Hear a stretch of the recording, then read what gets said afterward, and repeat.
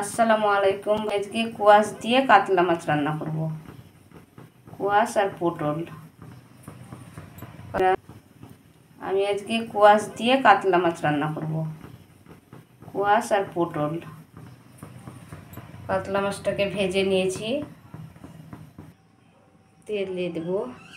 বিসমিল্লাহ।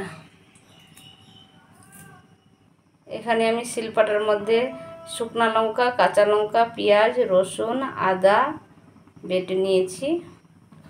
স্বাদ মতো লবণ দিয়ে দেব, হলুদ, জিরাও বেটে নিয়েছি। এবার দিয়ে দেব।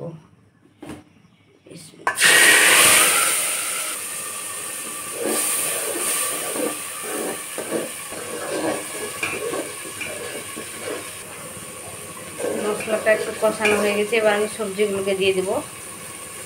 কোয়াশ আর পটলটাকে ঢেলে দেবো, দিয়ে আর একটু ভালো করে কষে নেব।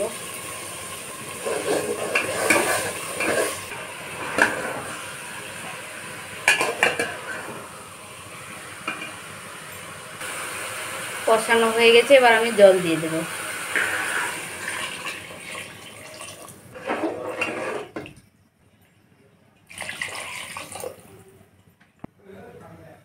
এবার আমি ঢেকে 15 মিনিটের মতো রান্না করে নেব, তারপরে মাছগুলো দেব।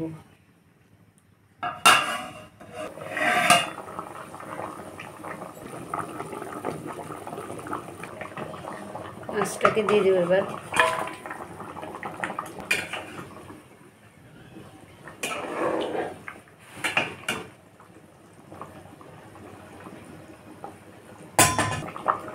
টমেটো কুচিও দিয়ে দেব,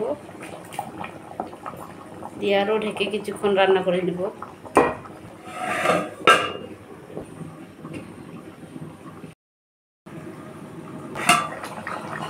হয়ে গেছে আমার রান্না।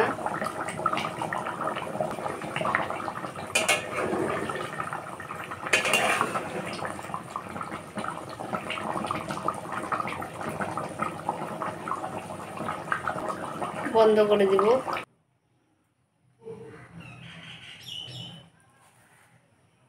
হয়ে গেছে আমার কোয়াশ দিয়ে মাছ রান্না। দেখেন কত সুন্দর হয়েছে। আমার মতো এভাবে কাতলা মাছ কোয়াশ দিয়ে একদিন রান্না করে দেখবেন, ইনশাআল্লাহ ভালো লাগবে।